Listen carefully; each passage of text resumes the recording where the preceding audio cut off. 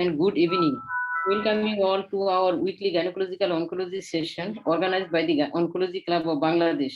We are arranging this program in every Tuesday, and accordingly, today is our lecture series on gynecological malignancy, and our today's lecture is on cervical cancer screening and global update.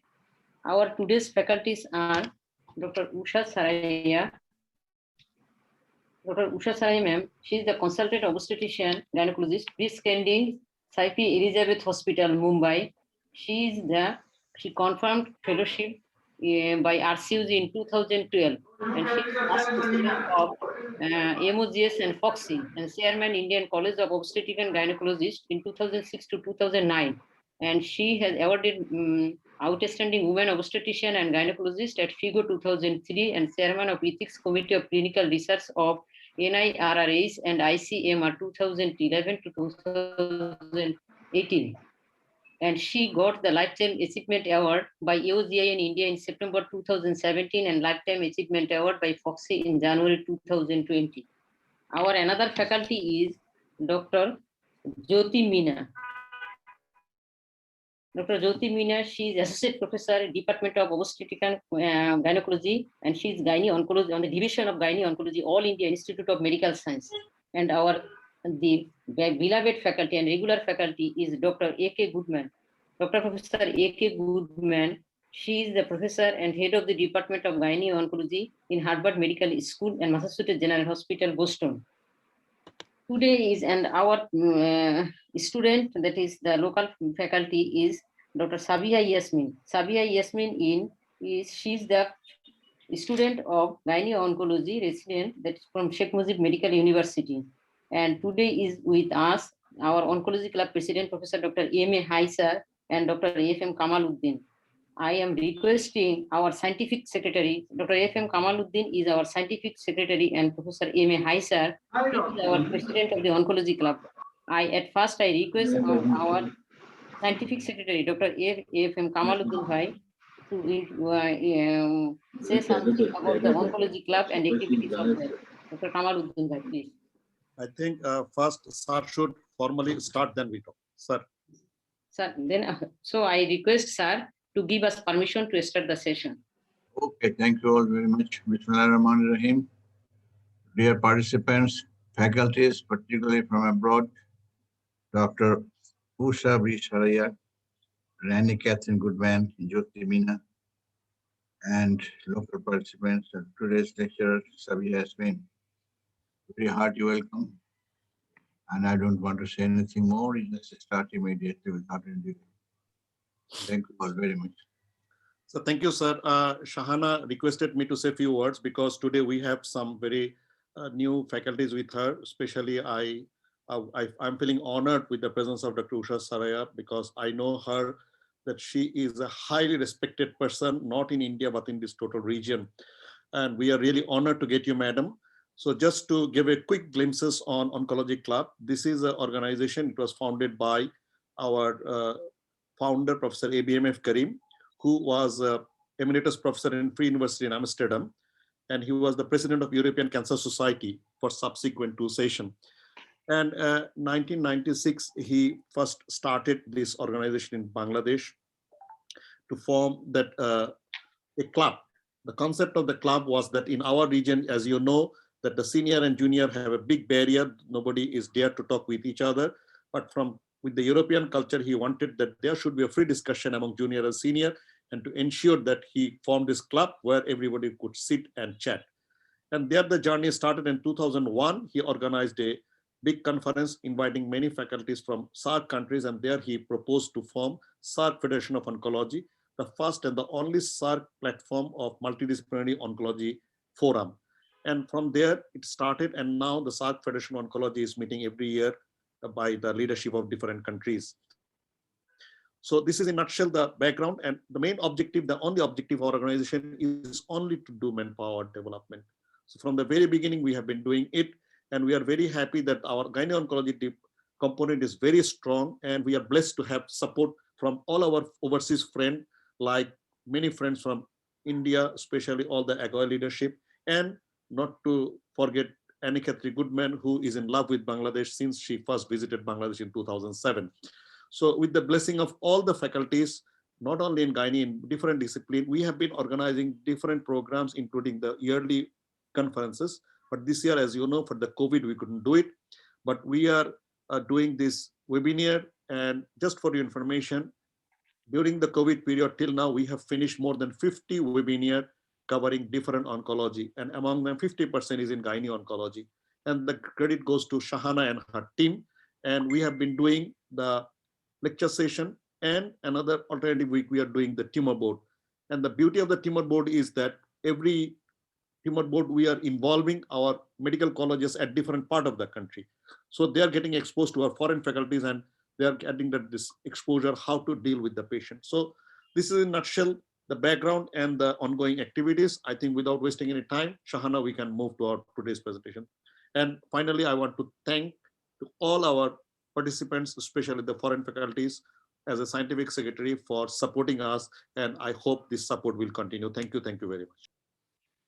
Thank you, Dr. F.M. Kamaluddin Bhai. We are very much grateful to Oncology Club and especially Dr. F.M. Kamaluddin Bhai. He is our scientific secretary, and under the umbrella of him, we are regularly and support of our president, Professor Dr. M.A. Haisar, we are regularly arranging this program, and we are very much grateful to you that you people always are with us.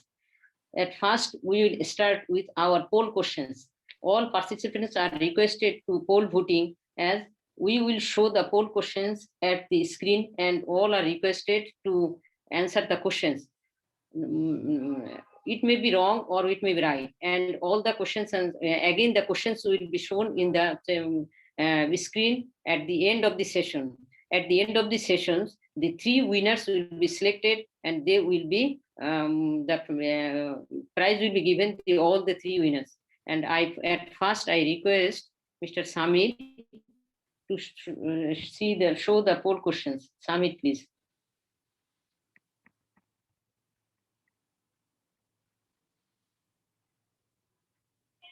Madam, could you read out the question to them? Yes, there are 3 questions, and for every questions there is 30 seconds.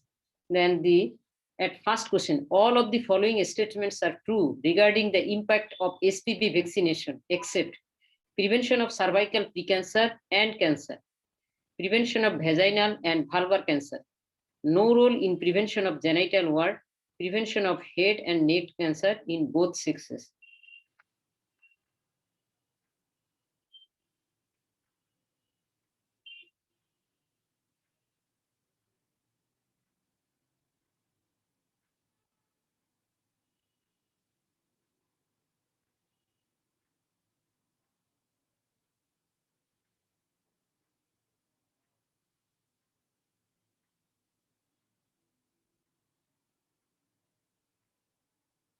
Second question, Samir, 1 minute past.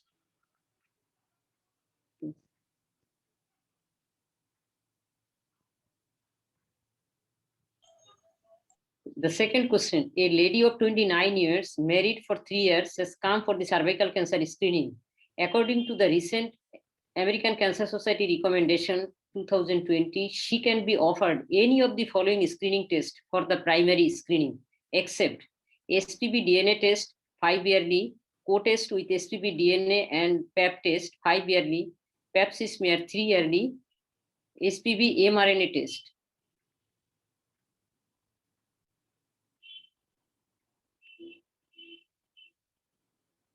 Poll in progress. You are requested to vote. It's just brainstorming. So everybody are requested to voting for the poll.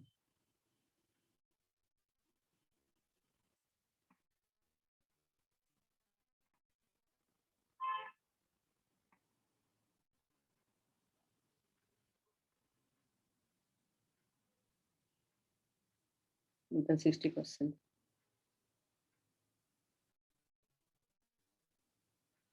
Next. The third question is, a lady of 37 years came to the colposcopy clinic from Cox's with the VIA positive card. Her colposcopy findings was cervical intraepithelial neoplasia 1, and the lesion was fully visible and confined to 1 quadrant of the cervix. What will be her treatment? Only follow-up biopsy confirmed and follow-up, thermal ablation, and leave.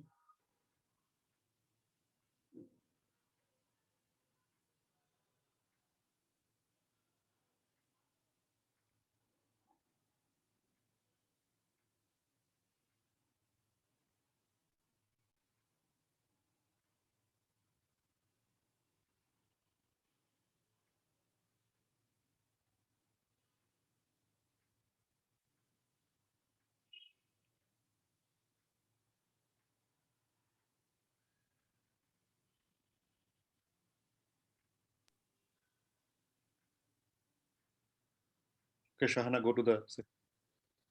Yes, thank you. Yes. Sami.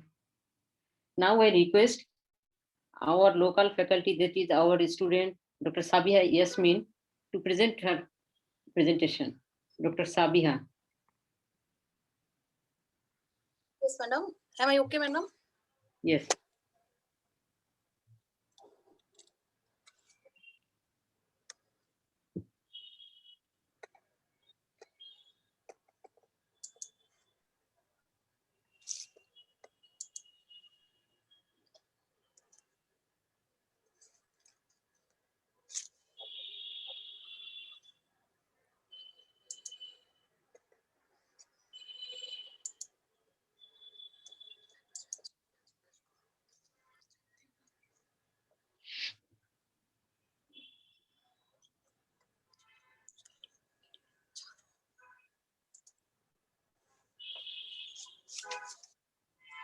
Should I start, madam? Yes. Distinguished faculties, learned, respected teachers and learned audience, Assalamu alaikum and a very good evening. I am Dr. Sabiha Yasmin, FCPS sub-specialty student from Bangabandhu Sheikh Mujib Medical University.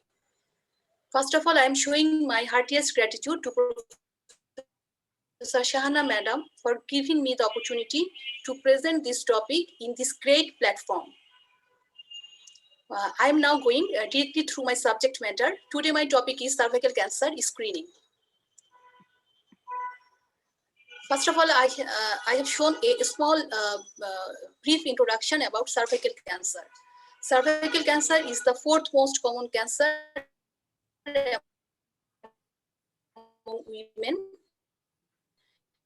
worldwide, and estimated of 6,04,127 new thousand in 2020. In developing countries, it is the second most common female cancer. In Bangladesh, 8,268 new cases and 4,900.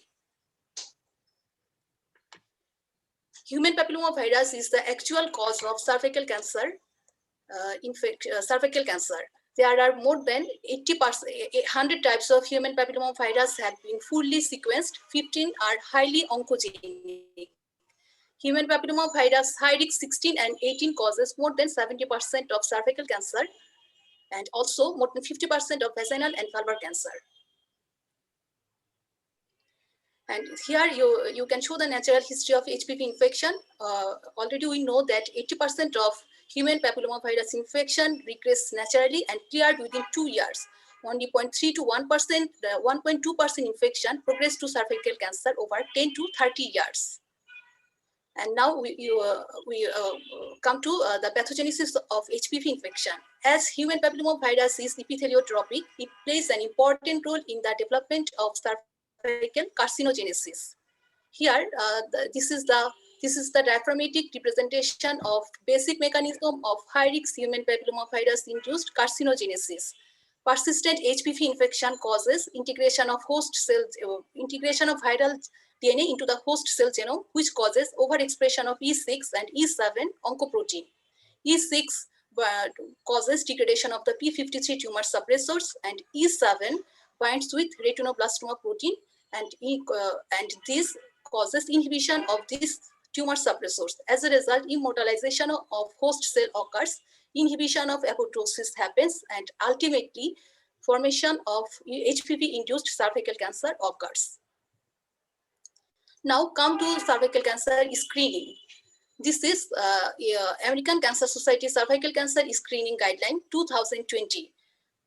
Here, ACS recommends that cervical cancer screening starts from the age of 25 years through 65 years by HPV test, DNA test every 5 years, or co-testing, that is HPV test in combination with cervical cytology every 5 years or cervical cytology every 3 years. And they also recommend discontinue all of the screening tests after age of 65 years if in last 10 years 3 consecutive PAPS tests negative or 2 consecutive co-tests negative, and also for hysterectomized women who have no history of cervical intraepithelial neoplasia. Vaccinated women also follow the same guideline of screening. This is another why screening is starting at age of 25 instead of age 21. As per new ACS guideline, vaccination can prevent good prevention at early age. All of the infection regress naturally in early age and avoid unnecessary treatment in this age group. This is another guideline from Australian National Cancer Screening Program 2020. Here, screening age also starts from 25 years through 74 years by HPV DNA testing with partial HPV genotyping and reflex liquid-based cytology trials. Screening interval is 5 years. Self-collection of under-screened or never-screened women is encouraged in this guideline. According to WHO, screening age starts from 30 to 49 years. Screening options by VIA 3 to 5 yearly or by cervical cytology 3 to 5 yearly or HPV DNA testing 5 yearly. The most important thing is what is going in our country. National Cervical and Breast Cancer Screening Program in Bangladesh starts on 2005. Screening type is opportunistic. Visual inspection with acetic acid is the screening test. Target age group is from 30 to 60 years. Screening interval is 5 years. WHO recommendation is screen and treat. WHO recommends the screen with VIA and treat on a single visit. There are several methods of cervical cancer screening, that is visual inspection, cervical cytology, HPV DNA testing, and some molecular biomarker. Cervical cytology is 2 types, conventional Pap smear and liquid-based cytology. HPV DNA test is gold standard due to its high sensitivity and high negative predictive value. There are some new emerging sophisticated molecular biomarker, viral biomarkers, and cellular markers. Viral biomarkers are HPV E6 and E7 messenger RNA protein, HPV E6 and E7 oncoprotein. Cellular markers are P16 and Ki67. All of you know about VIA, but I am sharing here a small recapitulation. VIA is approved by WHO for low resource country. It involves 3 different approaches, that is visual inspection of cervix with 5% acetic acid, visual inspection with magnification, visual inspection after application of glucose iodine. Basically, VIA acts by dissolving mucus, inducing intracellular dehydration and causing coagulation of protein. This is the pictorial representation of VIA. Here, no acetophyte lesion, which indicates VIA negative. And this is the picture showing sharp, distinct, well-defined, dense, opaque acetophyte areas, which indicates VIA positive. And most important thing is clinically visible ulcerative lesion, which indicates highly suspicious for cancer. We have 480 VIA centers in Bangladesh, which are present in Bangabandhu Sheikh Mujib Medical University, National Institute of Cancer Research Hospital, Medical College Hospitals, district hospitals, Upazila Health Complex, Union Health Complex, and several non-government organizations. All screen positive women should be evaluated by colposcope following see and treat strategy. Thermal ablation services are available at selected primary and secondary level. All the services, including LEAP, are available at the tertiary care center. Here, how cervical cytology can do. An optimal cervical screening smear should contain cells from ectocervix, and endocervix, and also from transformation zone. IRS spatula and cervical endocervical brush are used for this purpose. It has excellent specificity but less sensitivity. Now, another option for cervical cytology is liquid-based cytology. It is more accurate test due to its thin uniform layer of cell. Automated slide preparation and cytological examination can be done, centrifuge to remove necrosed cells, debris, blood, or mucus, so that screening errors reduced by half. LBC has some advantage over conventional PEPs, that it increases in sensitivity up to 12% for the detection of low-grade squamous intraepithelial lesion compared with PEP smear.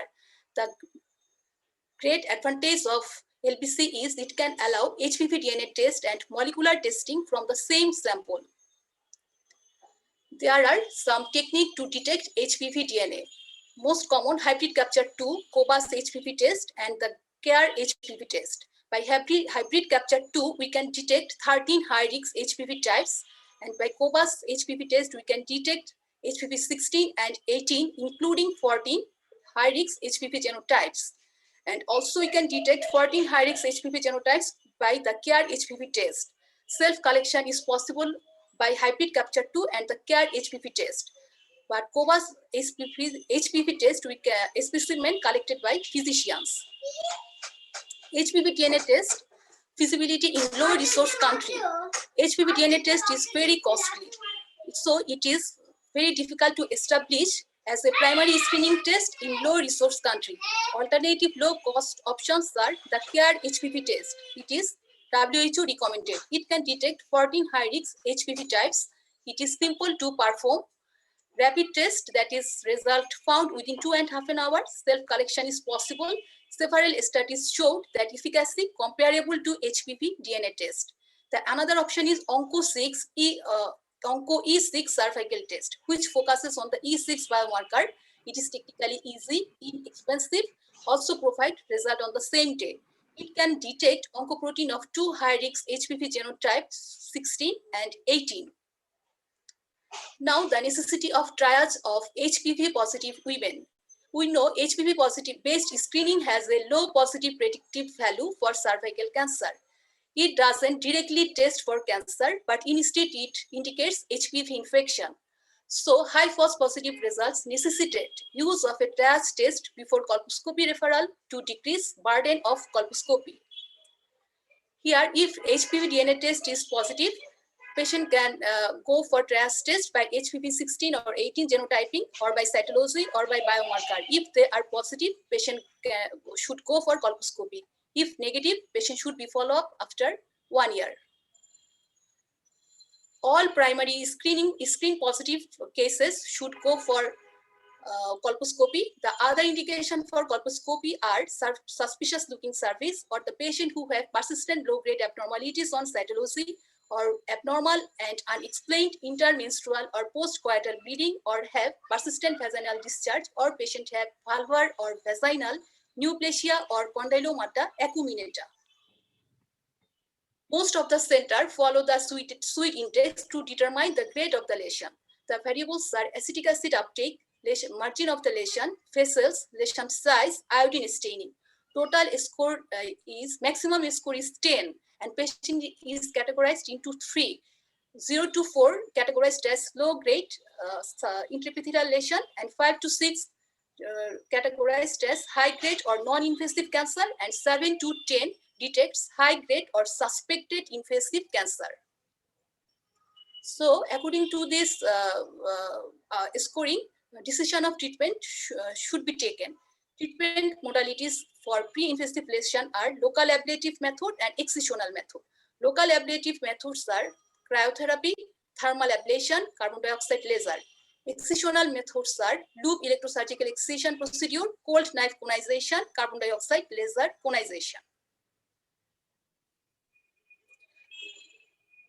Cryotherapy is the first choice of treatment for screen positive patient. It is simple, inexpensive.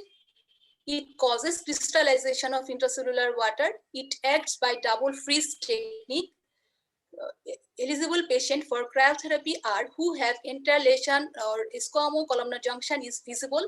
Lesion doesn't cover more than 70%, 75% of the ectocervix. Lesion should not involve the endocervical canal. The other option is lip, which is indicated for high-grade lesion, where transformation zone is not fully visualized. Lesion extends beyond the cryoprobe, lesion extending into the endocervical canal. The advantage of lip is here pathological specimens are obtained for histopathological examination. Now, cold knife pronization. It can be used for both diagnostic and therapeutic purposes. It is indicated in high-grade lesion and when abnormal area is large or squamo-columnar junction is not fully visible, or the junction is receded in the endocervical canal and where discrepancy is present between cytology and colposcopy, and also where glandular dysplasia is present. Now, follow-up. Post-treatment follow-up by co-testing with cervical cytology and HPV DNA at 1 and 2 years. If negative, patient should go for follow-up as routine. But in our country, post-treatment follow-up screening we do by colposcopy after 1 year, second and third year by VIA, and fourth year by colposcopy. If negative, patient should go for routine screening.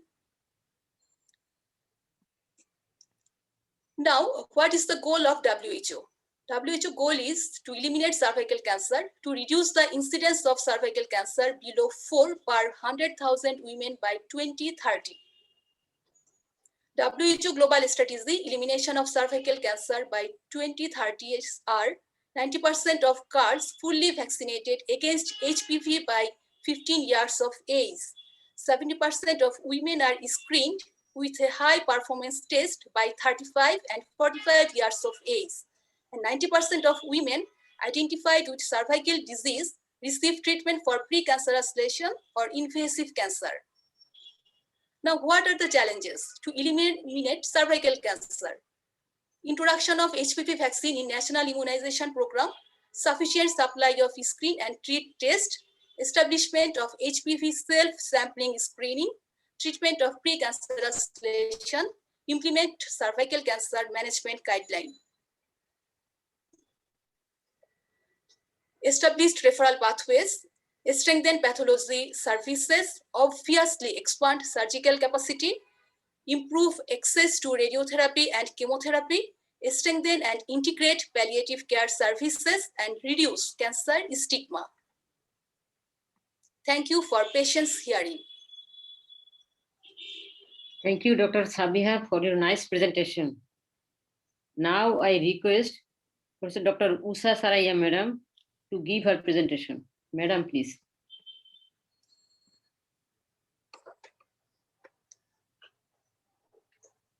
On Sabiha's talk, or we go straight to my presentation, whatever you say.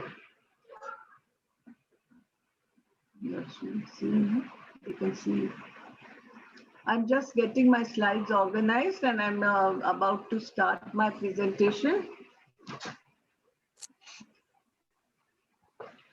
See, Sabiha has given a very nice talk already on the screening and all the guidelines and how we implement the screening. So I will just go roughly over some of my views on the subject and also give you a little background of how we have come to this story of elimination of cervical cancer. So when we talk of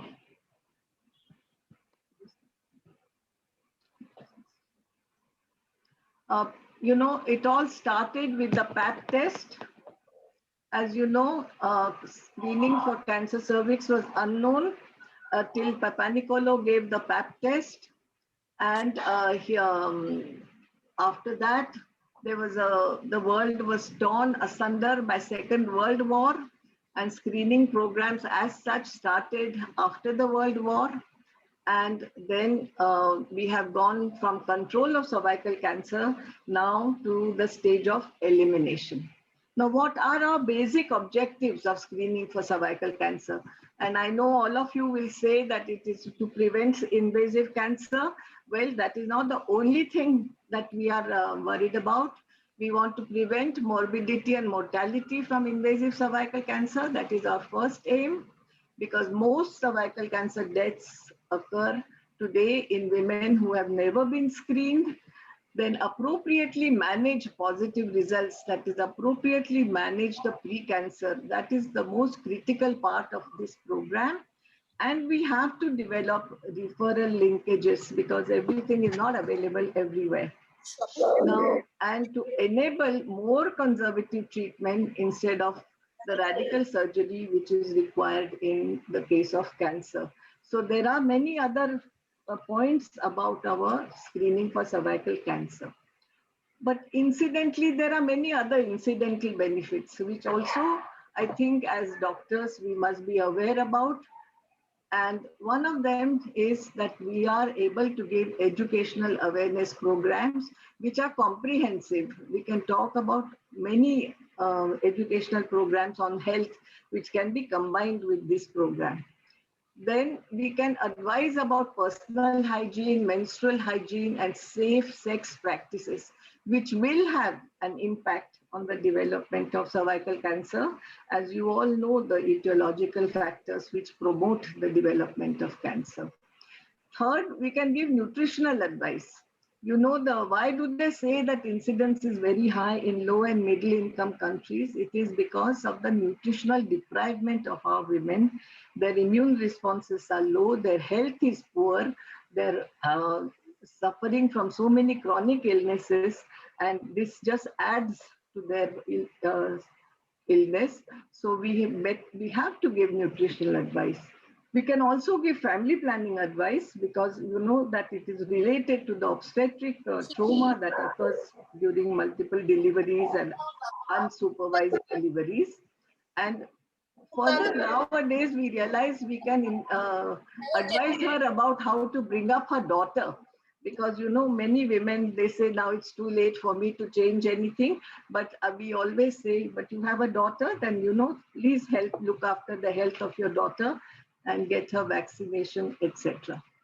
Now I go to this slide, which I think you have seen and many people have seen. And the ultimate vision is a world without cervical cancer. And we want to bring, the goal is to bring 4 cases per 100,000 women years. And this, you know, there are some countries where already it is 6 or 7 only. So they are more likely to reach the level of below 4. Some of us are hovering in single digit figures like 8 or 9. And they also have a very good chance of reaching this level. And the others who are above 10 or above 12, 15, going up to 20, have a little more tough time. And in countries where there is no screening at all, the incidence can go up to 25 or 28 per 100,000 women. So, you know, there are different areas where different things are required. Sorry, can we go back? So we talk of the second column here, 70% of the women have to be screened. And this is the latest slide from WHO, which says with an HPV test at 35 and one at 45, and all managed appropriately. But this is, I can say, there are many aspects of it. If you don't have an HPV test, there are other tests you can use.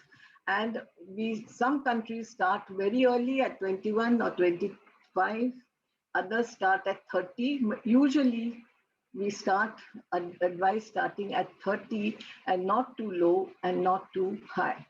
Now, the reason I am showing you this slide is that WHO has also acknowledged that only for doctors and gynecologists to do this program will be very difficult. We have to involve nurses, paramedical staff, BSc technicians, and we have to upgrade laboratories for LBC and HPV testing. The previous speaker has already told you the value of this co-testing, and we must do something about it. So let me just review the cervical cancer screening in low resource setting, which is available to all of us. And I'm putting educational awareness campaign as number 1, because when you want to screen a woman with a HPV test or Colpo or VIA, she must be told what it is for, what it is all about, and how is she going to benefit from this examination. And it is not fair to do a test without informing her of what the results are going to be and what she can expect from it. So we have to give this information when they volunteer to come into our program, and that is very necessary. Then we have already been told by Saiba about visual inspection, which can be VIA, which can be VILI, or which can be VIAM with magnification. Then pap smear, we have the traditional pap smear and we have the extended role of LBC. And nowadays we add artificial intelligence to it so that even the screening is helped by it, and we have to pick up only few abnormal cells, and then eventually the report is based on that, and it makes life much easier for the pathologist to give a report. Then colposcopy, is not a screening method at all, and you'll wonder why I'm putting it here, but it is necessary when you are going to give the treatment. And treatment has to be given after the colposcopic evaluation. And don't be afraid of this colposcopy examination. People say they're so afraid. Is it in an operation theater or what is it? Look at today's colposcope. It's just an extension of your mobile phone. And it guides you also to give the report and see what it is. And these cameras are very powerful with very good light source. And you can make a very good diagnosis, colposcopic diagnosis with this small instrument, which you can carry with you anywhere you go. Then, of course, we have the HPV DNA testing, which we can be used as a primary testing, as we have just been told, but it has a very important role in co-testing and in follow-up. Whatever test you use, it should be affordable, available, and reliable. These are our criteria, and we must not use substandard tests and give incorrect results, and then patients have to suffer much more. So for all of you gynecologists, I just wanted to bring out to this point that shall we treat it as one separate cancer detection program, or shall we link it to other programs where the women are involved? Because every woman at some stage in her life will be going to a doctor either for contraception, for MTP, for delivery, for some gynec problem, and she'll be taking her family with her, and she has access to these centers. So why not link it with, integrate it with family planning services, obstetric services, counseling services, and things like that. So this global initiative against HPV and cervical cancer, they have highly recommended linking it with women's disease and women's health. AMWA, American Medical Women's Association, is a great proponent of this linkage. Indiana University and some other universities in America and the school health people have said, yes, please link it. I'm showing you this picture, and we don't want to talk to young girls about all these things, I understand, but this was shown in a college 12th standard students, and it was against tobacco use and cancer, and it was for HPV vaccination for young girls. So even at such a young, tender age, they are being exposed to these messages, and they put up at the end this message that India against cancer. We are very, very creative.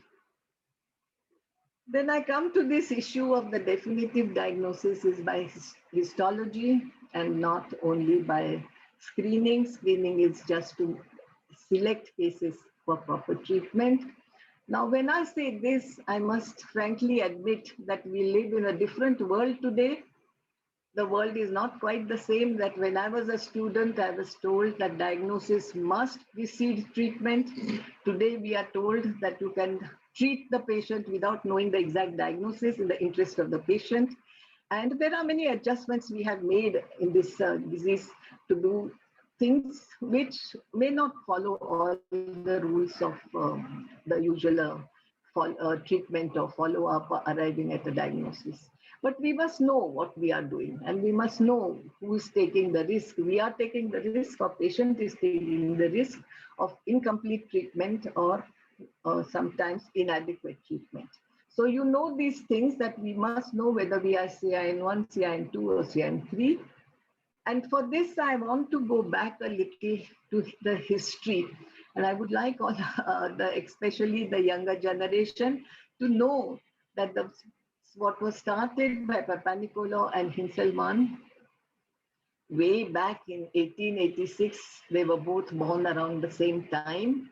And they were separated by the Atlantic Ocean, and they worked independently. There was no communication those days, hardly any phone calls, hardly any written articles being shared or anything like that. They're not, I think the young generation will not even understand how they worked in their own labs independently and arrived at the same conclusion, that cervical cancer at some stage begins as a small dot and it progresses, and if it is caught at that time, we can save the woman from the tragedy of invasive cancer. Now, Papanicolaou cytology is a cellular morphological change. Today we talk of other changes, not only morphological changes, but other changes in the cells. Then Hinselmann thought of colposcopy, and he said it is based on vascular changes. Very, very correct. And that is why there was a debate at that time, which is a better test, cytology or colposcopy.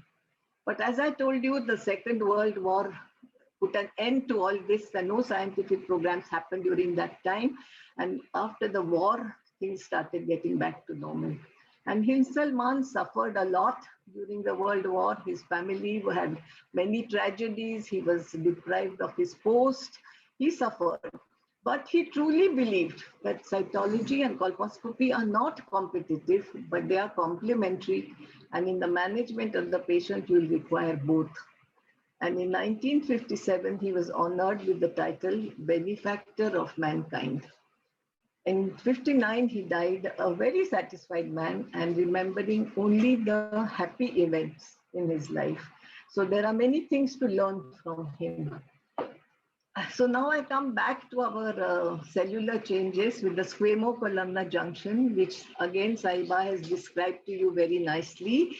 It's the junction of the squamous and the columnar epithelium. Ectocervix is one, then there is endocervix, and this is the SCJ, the squamo-columnar junction.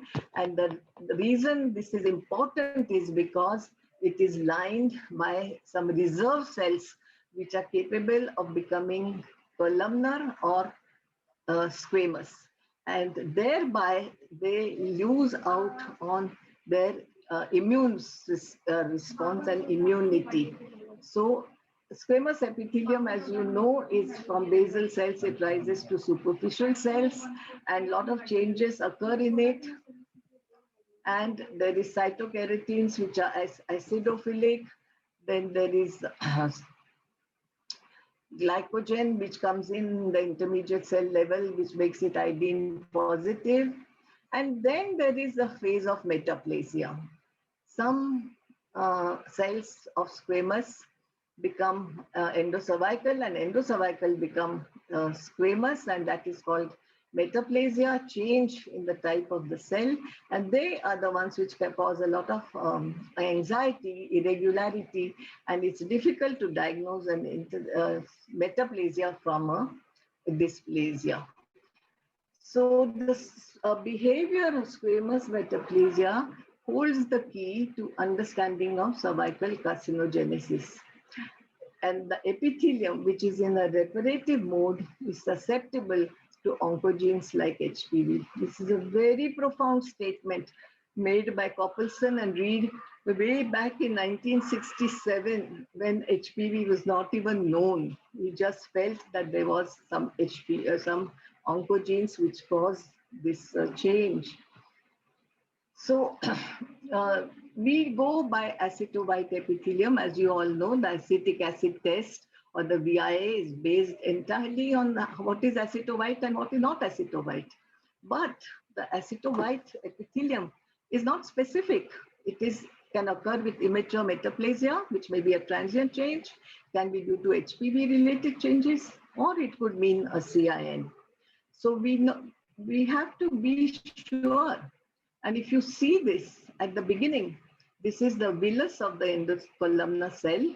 At the tip of the villus becomes metaplastic and becomes like a white cap on these columnar epithelium things, and you get white punctations. And this is a metaplasia undergoing. You can see here, this is columnar epithelium. This is getting the white area is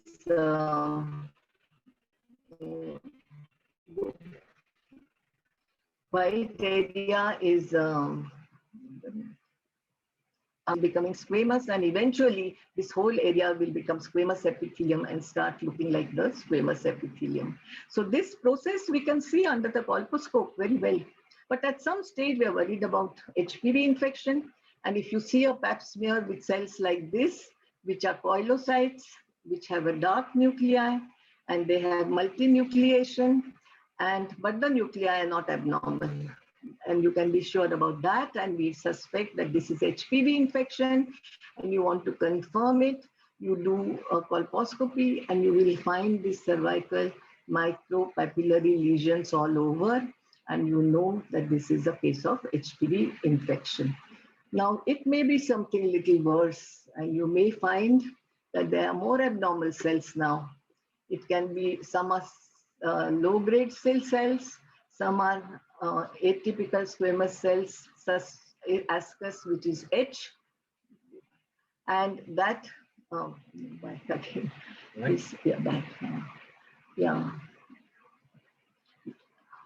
And then you may get something worse, which you can see are some definitely more abnormal cells, and it can be a CIN3. And we don't know about microglandular invasion, but microglandular invasion, as you can see on this histopathology slide, that the entire endocervical gland is full of the malignant cells, but the basement membrane is intact, and it is a carcinomine C2 or a CIN3 or CIN high-grade SIL, if you may call it. But these are different cases, and we have to know about it. So cellular changes, if you combine with colposcopic findings, then you are getting more information. And I'll share some photographs with you. If you see this under the colposcope, you know straight away that it is a cervical florid condyloma, otherwise epithelium is normal. But here, this is a very interesting slide because you see many things. You can see HPV changes, H is for the HPV changes. You can see fungal infection there with umbilicated lesions, which we know that will respond to the antifungal treatment. And also there is CIN, and there is a thick white patch in the middle, which signifies that there may be a carcinomine C2 right there and all around this. And here you see a lesion which is a flat vaginal condyloma. You have to study with the colposcope not only the cervix but also the vaginal walls, which are very important to see. Now I come to something which is more interesting, and that is at the angiogenesis of cervical cancer, that there is a vascular change when neoplasm is going to start. And when it is, the credit goes to Adolf Staffel. And here I am with Adolf Staffel and with Dr. Westby, who was also a contemporary of Hinselmann. And they, for many years, they talked about this till we have now come to understanding angiogenesis. And they based their studies on histochemical visualization of the terminal vascular network, which is based on alkaline phosphatase, because this epithelium is rich in that thing. So can you see here, this is the intercapillary distance that in the lower slide, you can see there is afferent and efferent vessel, and already they are becoming tortuous. That means the blood supply is increasing. And when this is increasing, you know that the epithelium is getting to be more atypical and more abnormal and growing faster. And on top, if you see, there are new capillaries being formed on that surface. And these capillaries are formed because of the angiogenetic factor, which is released by the atypical or malignant cells. And they form their own blood vessels because they are not, we don't get enough blood supply. Now this I want you all clinicians to realize. From the beginning, we were taught that when a cervix bleeds on touch, there may be a neoplasm, there may be something serious. Don't ignore a cervix which bleeds on touch. And that is because of this, because of new angiogenesis. And this angiogenesis with capillary, fragile capillaries is what causes bleeding. And this was described by Folkman in 1971. And he used this knowledge. Next slide. I'll tell you in a minute how he used it, because I first want to tell you about René Cartier. And I think all of you may have seen these diagrams in René Cartier's book. René Cartier is no more now, he died some years ago. But he gave us this idea that it is the blood vessels in the cervix which gave rise to red punctations. You can see how the dots are. And on this side, you can see the vessels, and you can see this vessel going right through the epithelium, and the tip of the vessel are the abnormal cells which they are leaving, and this is a high-grade cyl. Similarly, with mosaic pattern, we all see mosaic pattern and we are alarmed that there is something happening.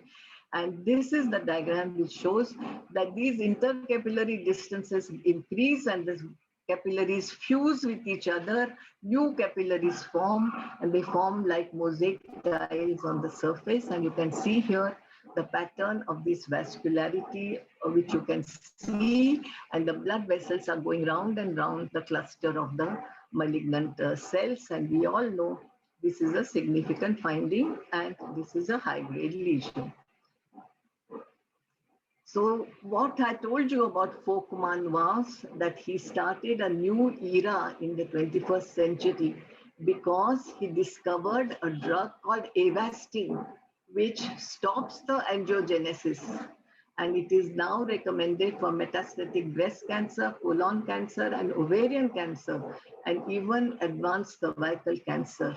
And Avastin provides improvement in survival rates, and ESMO guidelines have described it since 2016 and 2017. I think all you oncologists must be using Avastin with chemotherapy. So what I want to just emphasize for all of you when you are practicing, please remember, all the tests are good. All the tests have to be used wherever required. But VIA, cytology, colposcopy, and HPV testing, individual may be fallible. They may give false positive or false results, but collectively they are very valuable and they give you a very good, clear diagnosis. So I'd like to tell you about this study, which is the latest study, July 2020. As you know, 2020, there were very few articles which came out and very few studies were reported because of the pandemic. But 4 million women from Turkey were evaluated. Positivity for HPV was quite low, under 5%. And they feel that triage, Pap smear is the most effective. Next is colposcopy. And if you can do a genotype extended, which also Sahiba mentioned that 16, 18 is what we're worried about. And in that country, there is no national HPV program. So there is a ray of hope. I would like to end with something very positive for the 21st century, that therapeutic vaccine is on the scene. We are going to talk only of prophylactic vaccine at the moment, but TG 4001, if it is used with avelumab, which is a PD-L1 blocker, shows promise in advanced cervical cancer. And this was reported by Letourneau from the Institute Curie. And that is even more interesting to know that it was just 100 years ago that Marie and Pierre Curie worked on the radium and gave a solution to the treatment of cancer with their radium treatment. And they formed this institute. And now 100 years later, this institute is giving us the first report of a therapeutic vaccine with a chemotherapeutic agent. And this was reported at ESMO in December 15, 2020. Last year, we didn't hear much about it, but it just makes you think that what is in the realm of research today comes into practice tomorrow. So maybe this will come into practice into some time in the near future. So I want to end by telling you that there is light at the end of the tunnel. Prevention, early detection, public education, HPV testing, and HPV vaccines for primary prevention are all the parts of the same game. We have to work on each one of them individually and collectively and give the best to our patients. And there is an increasing role of gynecologists in all this. Thank you very much. And I hope I've given you some food for thought, because you're all very learned people on this.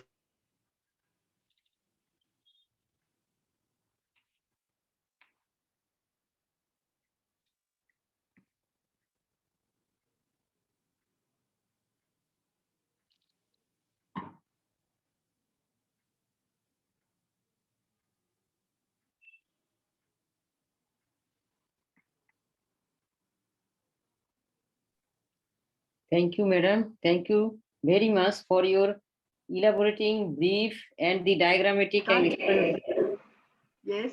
yes. Thank you very much, and we are very much honored that, like you are with us, and we are your lecture is very much helpful, and we have seen that we have the huge participants in this program. And now I request Dr. Jayati Meena. Dr. Jayati Meena, madam, she is the Associate Professor, Department of Obstetrics and Gynecology in Division of the Gynae Oncology, All India Institute of Medical Science. She was working in SPV vaccination in WHO. And I request Dr. Jayati Meena to give her presentation. Thank you, ma'am. First, I would like to thank my mentor, Dr. Nija Batla, ma'am, and Dr. Shahana Parveen, ma'am, for giving me this opportunity. And I will be sharing my screen. Can you see it? Yes. Okay, I will do this. So I will be covering about HPV vaccination, the recent updates. So broadly, I will be discussing about, in short, the burden, elimination, and why primary prevention is necessary, types of vaccine, their safety and coverage, and dosing schedule. So as Saiba has already discussed that the global burden of cancer has increased, and according to Globocon 2020, the incidence is around 6 lakh women worldwide of cervical cancer, and mortality is around 3,41,000. The HPV infection, HPV is the most common cause of these cancers worldwide, accounting for about 5% of the high-risk HPVs, and 99% cases of cervical cancer. Rest are caused by it are the anal cancer and the vulva, vagina, head and neck, and the penile cancer. So HPV vaccination has now become the cornerstone of WHO global strategy on cervical cancer elimination. And thus the Director General in 2018 made a global call, as we have already discussed. So for a cervical cancer free world with less than 4 cases per 1 lakh women years, and we will be concentrating on this 90%, the 90, 70, 90, we will be concentrating on this 90% of the vaccination group. So the WHO officially launched the global strategy to accelerate cervical cancer elimination program on 17th November with 3 strategies, 1 goal, that is vaccination, screen, and early treatment. So now important thing is why vaccination is required. So as we all know that all genital infections cannot be prevented, and except for the genital warts, the infections are asymptomatic. And even with adherence to the routine screening methods, that is periodic pap smear. Even in the developed countries, they have not been that satisfactory. And coming to the low middle income and low income countries with a large population, these large scale routine screening is difficult to achieve. So there are three different vaccines which vary in number of vaccine types they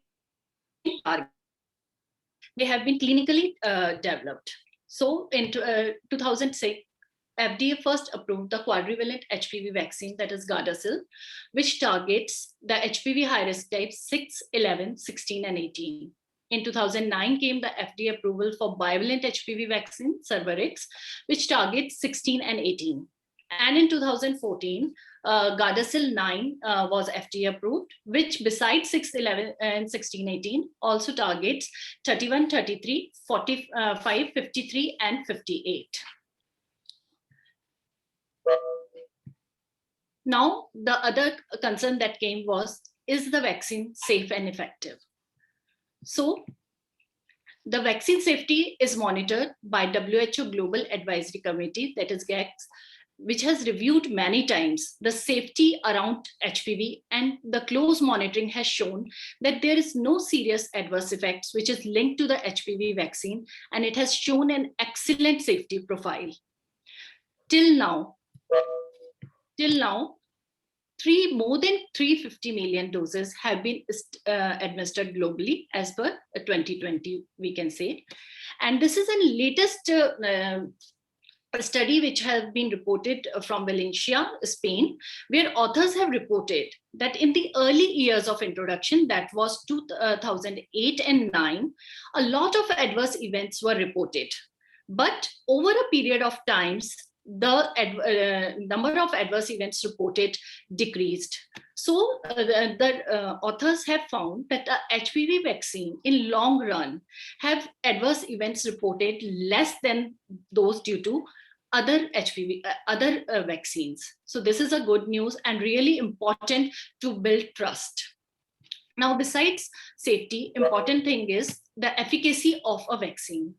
So early trials have shown that HPV vaccine have almost complete 100% vaccine efficacy against the two most dangerous HPV types, that are the 16 and 18. But these vaccines have also shown efficacy beyond 16, 18. And we have seen studies which have shown good results, showing that these vaccine protects against other HPV types which are not included in the vaccine, either through cross protection or through direct protection, that is through Gardasil 9. So the results are shown to be promising. Now, most important is subsequently that the trials have shown the efficacy of these vaccines against precancerous lesions. And we have seen that trials have shown high efficacy to prevent lesions outside cervix too, that is in anus, vulva, and vagina. And these vaccines have shown a potential to impact these cancer. So over the time, with the accumulating data and in real life experience, these vaccines have been found to be safe and efficacious. So now coming to the global coverage of these vaccines, by now, about 110 countries have introduced the vaccine, which accounts for about 57% of all the countries of the world. But at the same time, the data shows that the full vaccine coverage in girls less than 15 years is still 15%, which is much lower. It is because many populous countries have yet not introduced the HPV vaccine. So on analyzing the HPV vaccine introduction by region, we can see that America has introduced the vaccination to a larger extent as compared to other countries. However, the African countries have also shown an increase in introduction over the past few years. But our concern is this orange box, which is according to the income level. So the low middle income and the middle income countries, they have shown a lower coverage rate, and there are challenges in introducing the vaccine, and they are lacking far behind. there is a large group of countries which have introduced vaccination for boys also, and they have already made up 16% of world's total. So the main barriers in for this are in HPV vaccine introduction as well as the coverage. The main reasons are limited supply. The affordability is the main concern for especially the low income and the low middle income countries, both in terms of vaccine price and vaccine delivery cost. Besides this, there are other competing priorities as compared to HPV vaccination in countries, and there is hesitancy in acceptance of this among the population as well as the health care professionals also. Besides this, equity in accessibility of the vaccine also is a concern. So to have an ideal strategy for vaccination introduction, there should be compatible with existing vaccine delivery infrastructure. The vaccine should be affordable, cost effective and sustainable, and should be able to achieve the highest possible coverage. No single delivery strategy is able to completely meet all the program objectives. So a combination of strategies may be required to achieve a higher coverage for these vaccination. So the commonly used strategies are the vaccine delivery at healthcare facilities, vaccine delivery through outreach, that is school-based outreach or outreach in form of marketplace or community gathering or through campaigns. Most of the countries have introduced the school-based outreach to vaccinate the target population.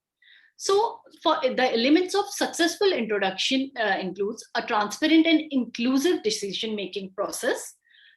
A strong political commitment of will is important whenever we are introducing a vaccine in a country.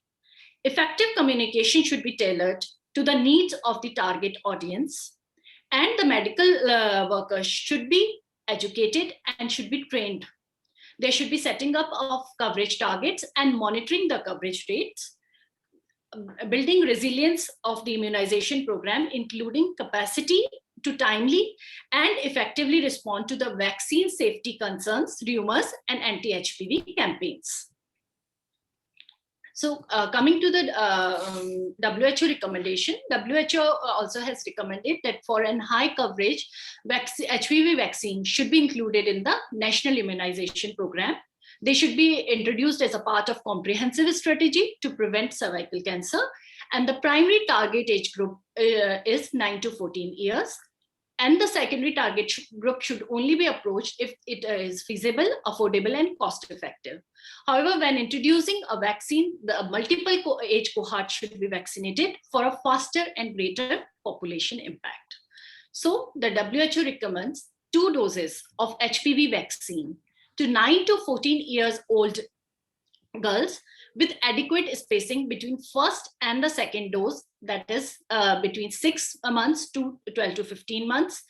And however, because of the increasing demand and supply shortage, SAGE, that is advisory group recommended in 2019 that there should be a flexibility in timing the administration of second dose from 6 months to 3 to 5 years. So the recommendation was till 12 to 15 months by WHO, which was further extended to 3 to 5 years in view of short supply and increasing demand. And this is for the interval for 2 dose schedule initiated before 15 years. For the girls more than 15 years or immunocompromised patients, 3 doses should be recommended. However, till now, the male vaccination is not recommended as a priority, especially in the resource constraint setting.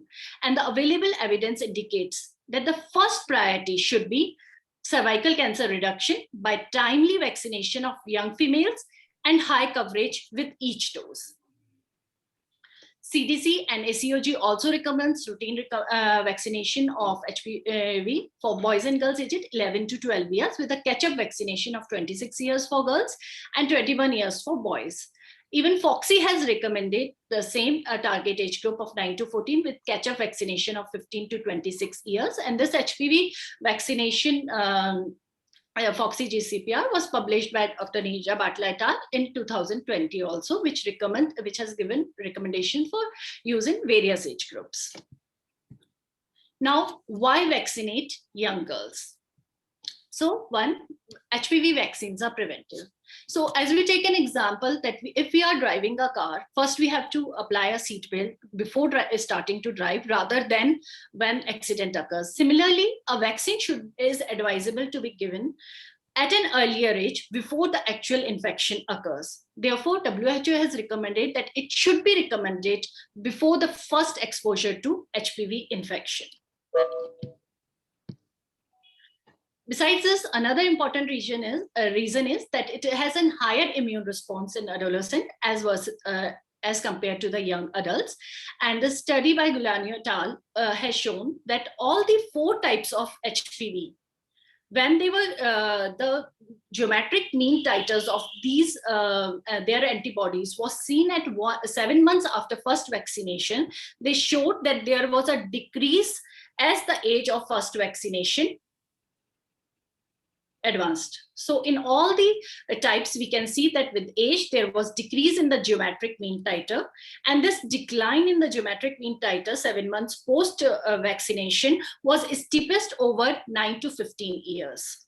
So the young girls, they have a brisker immune response, they show better antibody titers, and when given at early age, it covers the possibility of an unexpected exposure.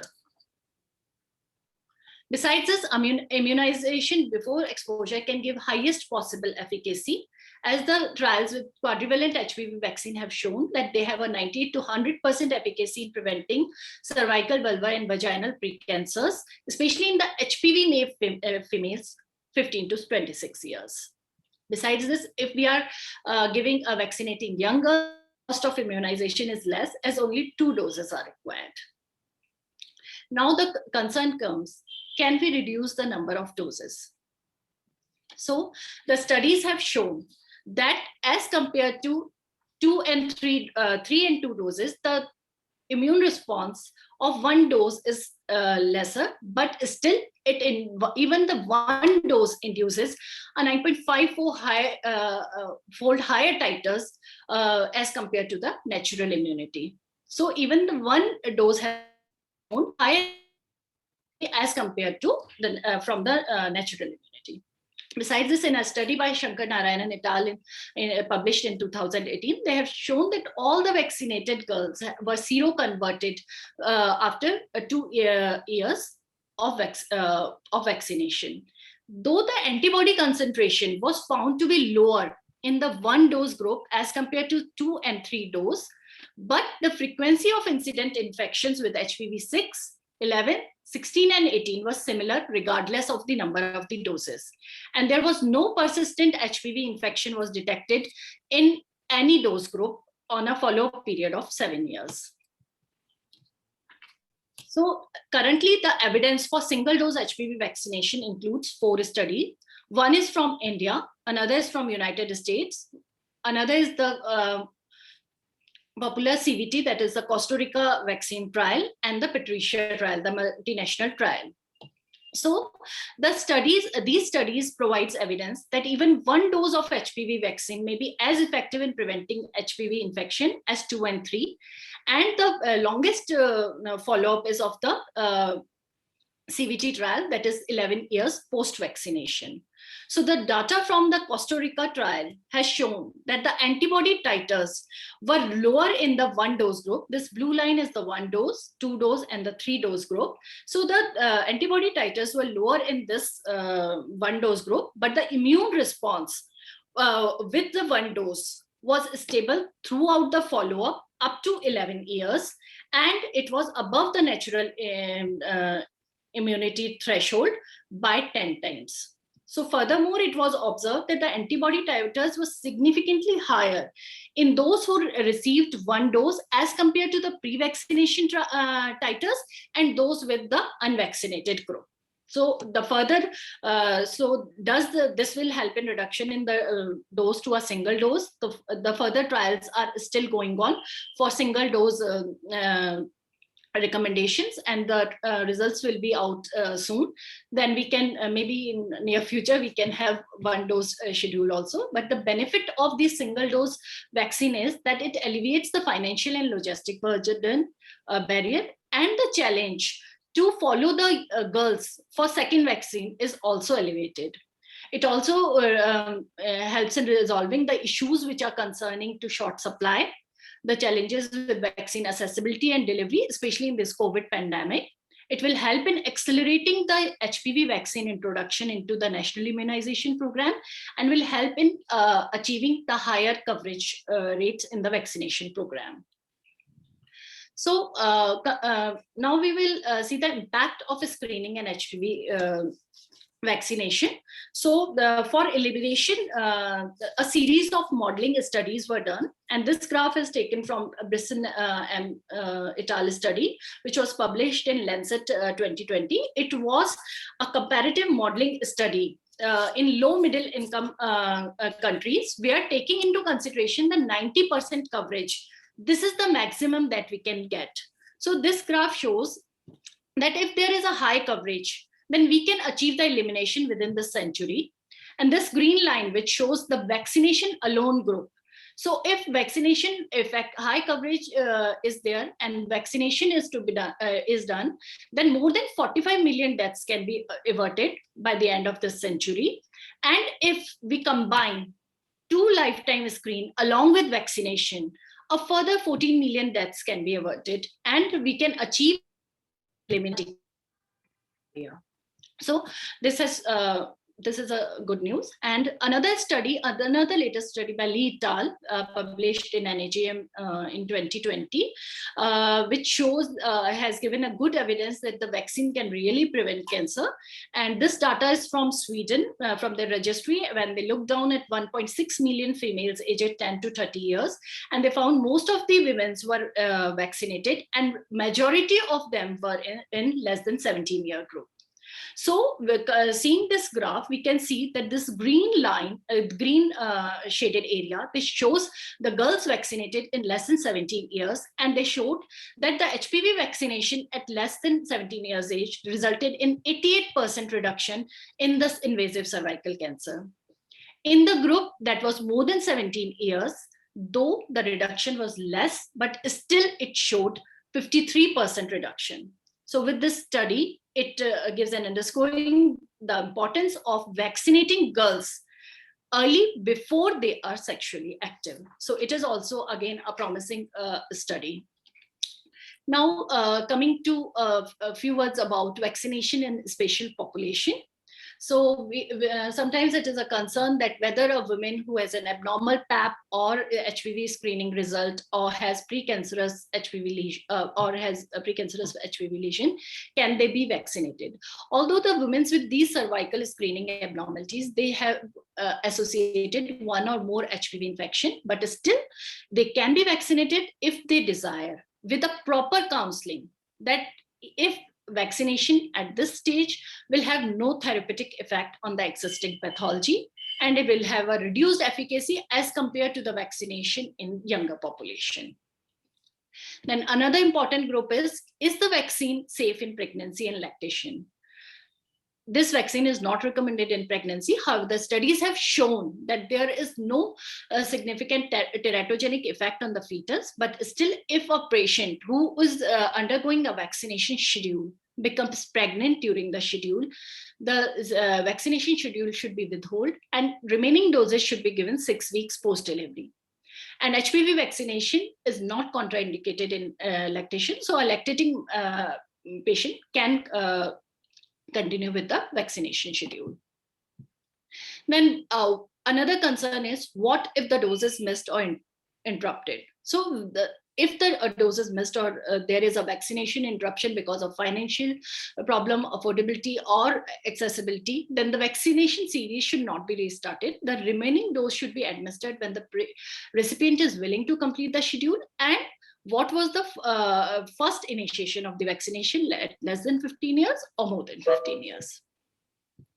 Then this is just a slide about what is the Indian progress in HPV vaccination. So in India, a vaccine has been approved by National Technical Advisory Group of Immunization. And in Delhi launched a vaccination program for girls in 2016, aged 11 years, followed by Punjab. They launched a CHC-based program, followed by class 6 student, and then it also allows an opt-in approach. And Sikkim also had launched a statewide program in 2018, and these programs have shown promising results. Besides this, in near future, we will come across the Chinese vaccine, which is a bivalent vaccine, which has been approved by Chinese government and is currently under review for WHO pre-qualification of girls and women 9 through 45 years of age. Another is India, which is currently undergoing multicentric phase 3 trials for females and males aged 9 to 26 years. The nonavalent vaccine, though have a restricted availability, is expected to come in India in May 2021. So these are the changes which we can see in the near future. So to conclude my talk, incorporation of HPV vaccination in national immunization program is the need of hour. The vaccination is more protective when given between 9 to 14 years of girls. Combining vaccination and screening will bring about a rapid decline in the incidence of cervical cancer. Therefore, the emphasis should be made that though we are vaccinating the young girl, still they need to be screened, and cervical screening should be continued as per the recommendations. So this is my final that don't let cervical cancer stop you, get vaccinated and get screened. Thank you. Thank you, madam. Thank you very much for your nice elaborating brief and all the latest information about the HPV vaccination. Thank you, ma'am. Thank you. Now I request Dr. A.K. Goodman to give a brief discussion on the cervical cancer screening and the HPV vaccination. Dr. A.K. Goodman. That was amazing. I congratulate the speakers. They were just extraordinary. I have been sitting here listening for the past hour or so, and I'm just so impressed. Thank you for enriching everybody. And you have 134 participants. You have spread the word just in terms of the pathophysiology, in terms of the challenges and the barriers to screening. Professor Saralaya, your historic perspective was wonderful. I was very appreciative of that, and so important. I think actually thinking about where we come from is really important. Sadly, history repeats itself, and sometimes we reface challenges we think we have overcome. They come up again, perhaps due to changes in politics and so forth. As an example, I will give you in the United States, which I know everyone is very familiar to our challenges in the past 4 years, and we're moving on, but based on funding restrictions of reproductive health care due to political issues, there are a significant difference in cervical cancer mortality rates by different state. For instance, Massachusetts, where I live, the cervical cancer mortality rate is quite low, but in other states, such as in Texas, it is double the rate that it is in Massachusetts. And so this, I should say, is sadly a warning for us all that sometimes we need to never give up being an advocate for our ladies, and remember that there's a lot of contending factors for where the money goes, right, in terms of funding from the government level. So that's my political statement. But it just reminds us as neutral, apolitical doctors and nurses and other healthcare practitioners that we're here ultimately to advocate for our ladies. So really, really wonderful. And Dr. Meena, I loved what you were talking about the HPV vaccine. So important. Ultimately, we have a preventable disease. We've known that we can prevent it through screening, which can be expensive and can require a lot of logistics. Again, that was discussed by Dr. Saralaya in terms of trying to combine screening, with other places that you capture women in their very busy lives. But ultimately, if we could vaccinate children, boys and girls, perhaps we could prevent this illness. So really, really wonderful comments. I'm very inspired by your advocacy and your work. Thank you so much. Thank you, AK. Thank you very much. That today is the day that whole time you are with us. You didn't leave. So we are very much happy. We are also happy to our little presenter, Dr. Sabiha Yasmin. She presented in front of you, the so renowned people and so international, in front of the international faculties. In this way, the oncology clubs, all the committee of the oncology clubs, they want to make the junior, they are more acceptable and more presentable. So we are very much happy and we are very much grateful to Oncology Club. Thank you very much. Now I request is that if you have any question, anybody can raise your hand and you can ask the question. So in between, I have a comment to make from Oncology Club was what Shahana was telling, that this is an initiative not only to disseminate knowledge, but also to develop faculties. So that's why we have brought up the mid-level and juniors to be courageous to sit side by side with Dr. Usha Saraiya and Jyoti Meena and AK Goodman and give them the courage that, well, you can also do it. And also they can compare after the presentation that where they could have improved by listening to you. That's why we have designed with the junior to start and senior to finish. So thanks for your support. And what Shahana is telling, that in this platform, we are not only trying to disseminate the knowledge, but also to develop the faculties, because this is very important for us because we need our juniors to come up. And finally, what Shahana didn't tell, that today we have a tremendous participation from our neighboring country. And there is a huge number of participation from India. I can understand that our today's faculty are so respected. In honor of them, we have so many participants from our neighboring country like India. Thanks to all the participants from Oncology Club. Thank you. Thank you, Kamal Bhai. Thank you very much. And the faculties, Dr. Usha Saraiya ma'am and Dr. Jyoti Meena ma'am, they asked me that whether the students they can join or the participants can join, and I have given them the information that the Oncology Club, it is an open platform, everybody can join in this program.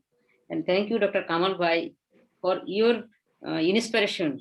And also the Professor Dr. M.A. Haisar, even in this age, sir is with us up to the end, from beginning to end of the program.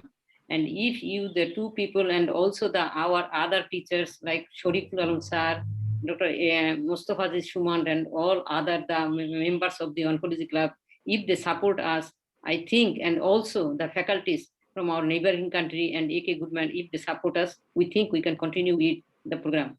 Thank you, Kamal Bhai. And now I request our President, Professor Dr. M.A. Haisar, to give vote of thanks and conclude the session. Sir, please. Madam Paul. Question and poll. No, yes. Before that, there is the question. Yeah. Is there any question? Just one or two questions, and then poll, and then sir can finish. No question. Is there any question? Anybody can ask the question. And you can raise your hand, please. There is a question, the role of PCR in HPV testing. Dr. Samina, there was a question. What is the role of PCR in HPV testing? Okay. Madam can answer also. Yeah, shall I Yes, ma'am. answer Yeah. that Yes. question? Yes. HPV tests, there are many tests and PCR is one of them, and it is a good test. And we have hybrid capture 2, which is very popular, the QIAGENE test. And then there are mRNA tests, which are many, and many tests have come. And PCR has become little more easier because the reagents are made by each lab separately. We don't have to import the whole kit, etc. So PCR has become very popular in India. However, we are always little concerned about PCR, and we feel that hybrid capture 2 is perhaps more reliable.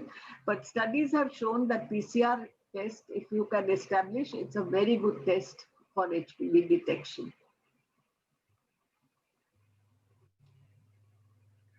I hope that answers your Yes, question. thank you, madam. There is no question. Then Samir, you please give your 4 questions. Samir, please. Those questions. Let's see.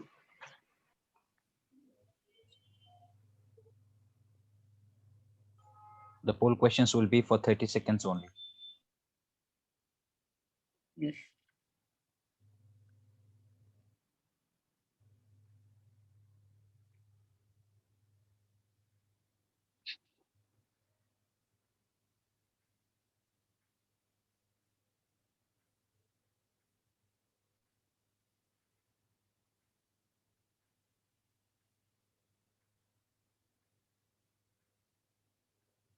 Keep the answer.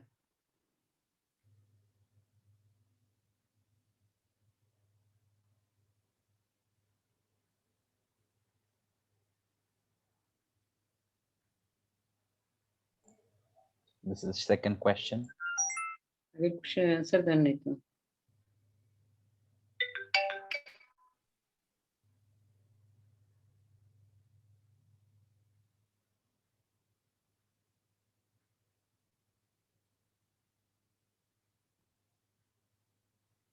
Should I go for the third one or show the results? No, you please show the third one. And why did you not give the answer? No, we can't show answers. You have to answer them. Yes.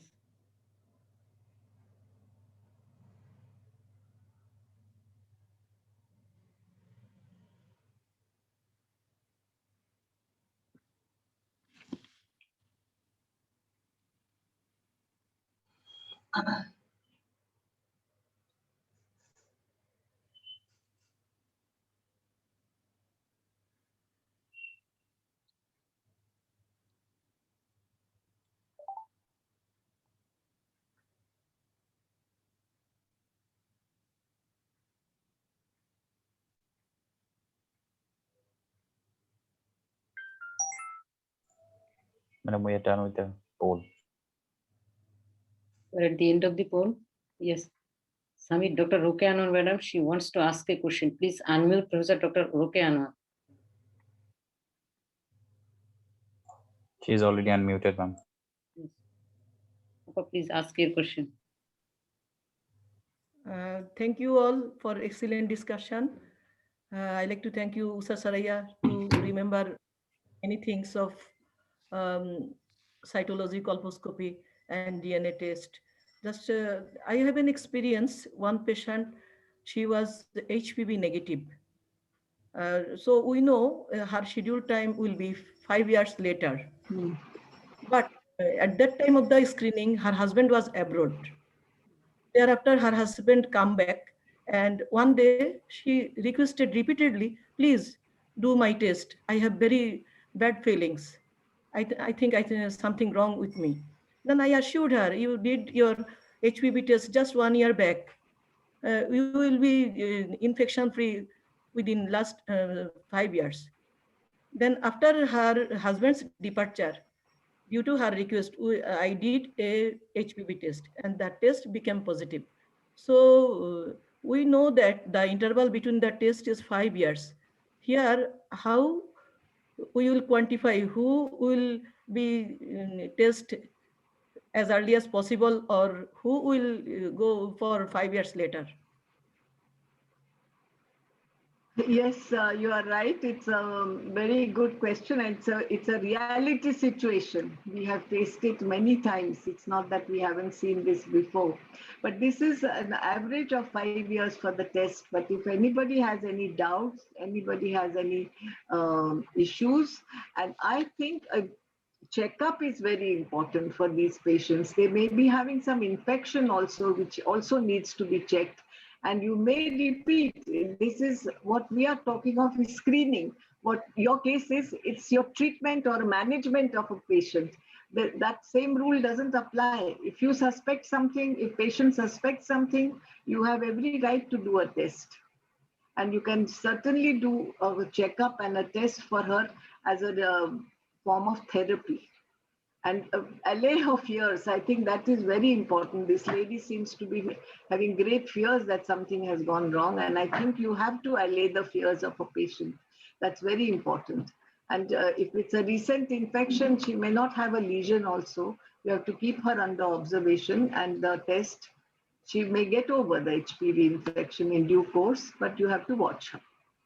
Give her confidence. I think that's very important. Yes, thank you very much. Thank you, Appa. Thank you very much. Examination. Samir. Later on, it was CIN2. We did a leap. Thereafter, the report came as CIN1, and we assured her for next follow-up.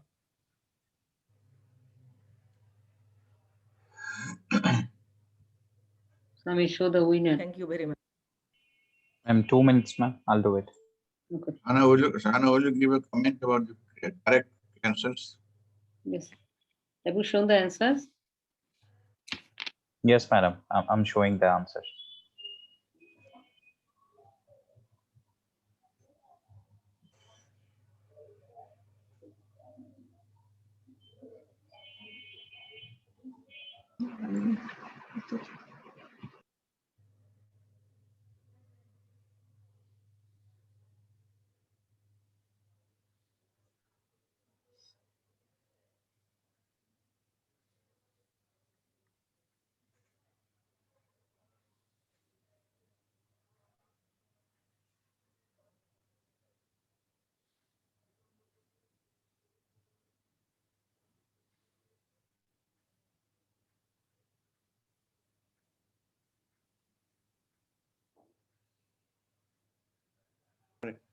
Shahana, discuss the answer and finish it.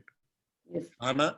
Yes, all the following statements. First question is, all the following statements are true regarding the impact of HPV vaccination, except the prevention of cervical precancer and cancer, prevention of vaginal and vulvar cancer, no role in prevention of genital wart, and prevention of head neck cancer in both sexes. The answer is C, no role in prevention of genital warts. That is the HPV vaccination, it causes the prevention of cervical and the precancer and cancer, prevention of vaginal and vulvar cancer, and also prevention of genital wart. And second question is, a lady of 29 years, married for 3 years, has come for the cervical cancer screening.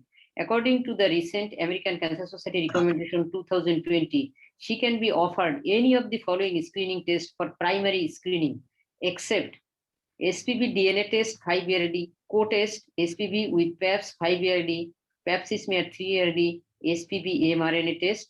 That the answer is D, that is HPV mRNA test. That is, according to the SCS guideline, the screening test, it should be the offering HPV testing 5-yearly or co-testing, that is HPV DNA plus PAPS smear 5-yearly and PAPS or the PAPS smear 3-yearly. A third question is, a lady of 37 years come to colposcopy clinic from Cox's Bazar, that is from a remote area with VIA positive card. Her colposcopy findings was CIN1. The lesion was fully visible and confined to one quadrant of the cervix. What will be her treatment? And her treatment is the only follow-up, biopsy confirmation and follow-up, thermal ablation, leave, and answer is the C, that is thermal ablation. As because the lady came from the rural area, she may not come for the follow-up. So we shall also do the biopsy and also give the treatment, that is thermal ablation. This is the end of the questions and answers. Okay, thank you, Shahana. Winner, Now the- winner, winner. Okay, winners are Dr. Kausar Nigar, Dr. Farhana Kalam, and Dr. Lutfa Begum. Can you see us? All of Yes. you? You please Please show your faces. open your video. Winners. Kausar Nigar, Farhana Kalam, and Lutfa Begum. You have left? If you have left, you are not going to get any prize.